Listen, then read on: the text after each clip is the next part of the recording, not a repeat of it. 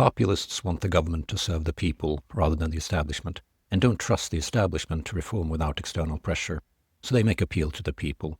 If you think that the swamp should be drained, that it would be better to have a government by, with, and for the people, and that it is pointless to appeal to the swamp creatures to make that happen, then you are a populist.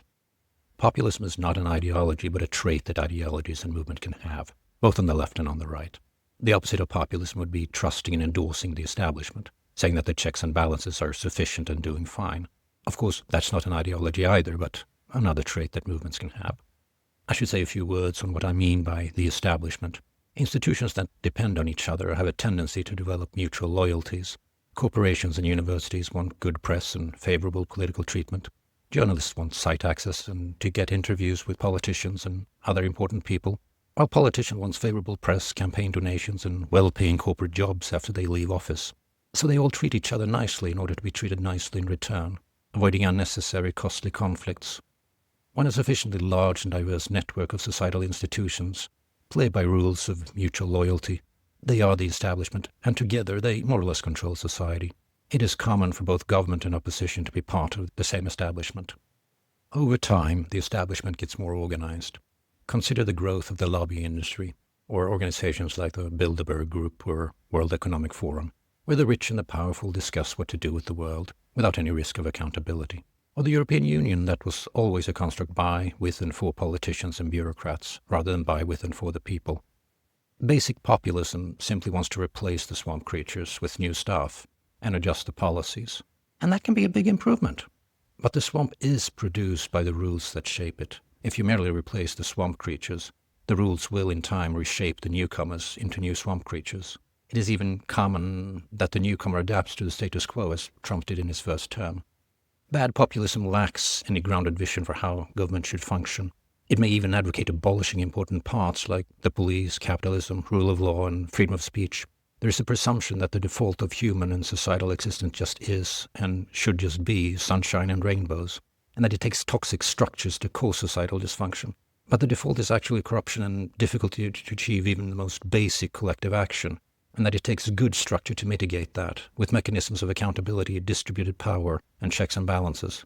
Even when the pre-existing structures are mediocre, if they are simply torn down, then society will get worse. Instead of merely having new swamp creatures, you end up with worse swamp creatures. Good populism improves the structure. This usually takes the form of imitating better performing societies, copying those norms that work well there, or restoring checks and balances that were subverted. From time to time, there are those who improve on the state of the art, but mostly it's imitation and restoration. If you think it would be better to leave such reforms to the establishment, that their implementation would be more competent, well, they will only do that when populists are strong enough to threaten their power. If populism is weak, government institutions will not improve, and the establishment will try to keep populism weak, for power resents being held to account or be subjected to reforms that restrain them. So they will try to stigmatize populism as best they can, such as by claiming that populism is authoritarian, conflating it with just doing what is polling well, that it rejects pluralism, or claiming that populists believe that the popular majority is always correct, or that populists think that they uniquely know or represent the people. None of these make any sense to me. While a populist could have such views, in my experience, pro-establishment voices are as likely to do such things, if not more so. They are accusations made to stigmatize those who criticize the establishment. The current establishment wants state-approved Orwellian trust and safety councils that removes, throttles, shadow bans, and otherwise censors those who challenge their narrative, while populists want freedom of speech. The authoritarian establishment wants a credentialed class to determine which beliefs should be canonized, while populists defend the ideal of the marketplace of ideas. So how does it make sense when that authoritarian establishment denounces populists as authoritarian? The main parties are doing polling and focus groups on how different issues are performing.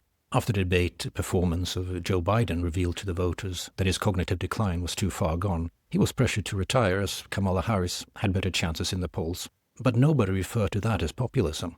Meanwhile, populists are often advocating things that poll poorly and still get called populists when doing so. And just how does populism reject pluralism? The establishment is normally less diverse than the people, so advocating that the government should serve the people rather than the establishment would not be a reduction in pluralism. Also, the establishment is normally less tolerant of divergent opinions than most populists are. populist spaces tend to be more pluralistic than spaces controlled by the establishment. The complaints sometimes seem to be based on the nonsensical idea that simply by pointing out the conflict between establishment and the people, one denies the variability within the groups. This is ridiculous. If someone thinks that Republicans and Democrats are two different parties, would you accuse them of denying the various factions and diversities within each party? Nope. So why do it when someone uses the reasonable categories of establishment and people? Populists, like most people, are overwhelmingly in favor of democracy and rule of law, freedom, pluralism, tolerance, etc. But the establishment is fond of conflating itself with democracy, rule of law, and etc. And they reject populist critique of the establishment as opposition to democracy. This is just narrative, an intentional conflation of itself with what is generally regarded as good, when in actuality the critique is often precisely about violation of such norms, such as catering to donors and lobbyists instead of voters, or the politicization of police and courts.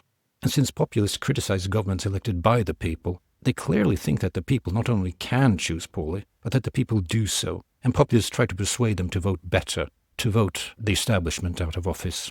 Note I see populists standing out in their confidence that they know the people. What they do think is that the people should be the purpose, not that the populists would believe themselves to have some unique ability to know what the interests of the people are, but that they think that the people should matter, should be the purpose of government. It should serve the people rather than the establishment.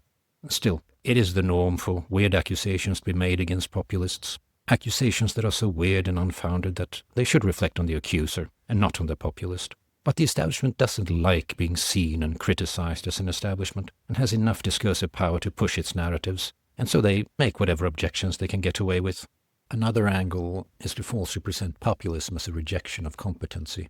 One way is to say populists reject the elite, with the word elite being used in different meanings. On the one hand, those who are credentialed and empowered by the establishment. In this meaning, it's fair to say that populists reject the elite. On the other hand, those who are elite in the sense of being highly capable and competent. But that is not what populism is opposed to. The conflict is not one of competency, but of alignment. Is your loyalty towards the establishment or towards the people?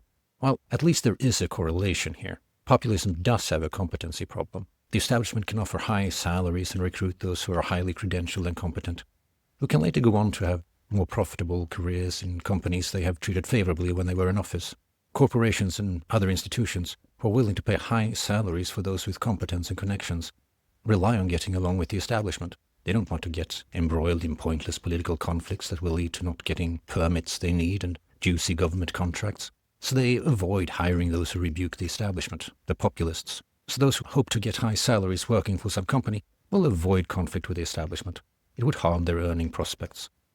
So populists unfortunately often get to choose among the would-be rejects. But difficulty to attract competency is not a rejection of competency. The difficulty with recruitment and the conflict with the credentialed institutions doesn't mean that populists in any way are opposed to competency. It's just a side effect of opposing a powerful establishment.